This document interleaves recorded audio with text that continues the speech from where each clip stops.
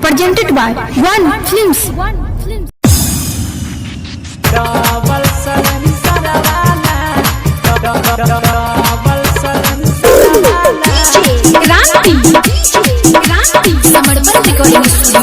रोजे रोजे जवानी तोरा खिलतौगे लटा पलंग तोरा हिलतौगे रोजे रोजे जवानी तोरा खिलतौगे लटा पलंग तोरा हिलतौगे करतौ काम कोनो बहुत है जंजरा वाला करतौ काम कोनो बहुत है जंजरा वाला गे छौड़ी सैया मिलतो डबल सलेंसर वाला गे छौड़ी सैया मिलतो डबल सलेंसर वाला गे छौड़ी सैया मिलतो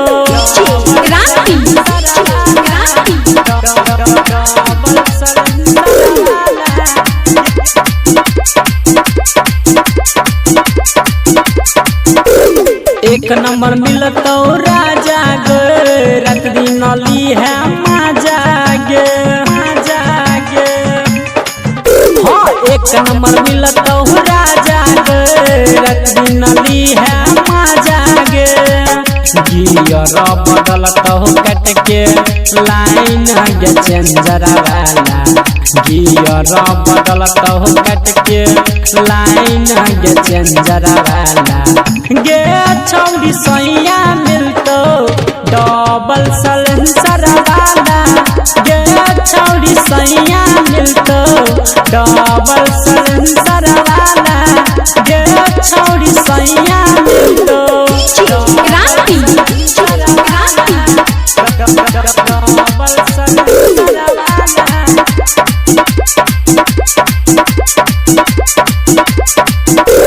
डीजे लाला बाबू कहोगे तोरा मिलतोगे छौड़ी हमारे सन छोरा रमन जी यादव कहोगे तोरा मिलतोगे छौड़ी हमारे सन छोरा करतौ काम कोनो बहुत जंजरा वाला करतौ काम कोनो बहुत जंजरा वाला गे छौड़ी सैया मिलतो डबल सलेंसर वाला गे छौड़ी सैया मिलतो डबल सलेंसर वाला गे छौड़ी सैया मिलतो। समर्पण रिकॉर्डिंग स्टूडियो।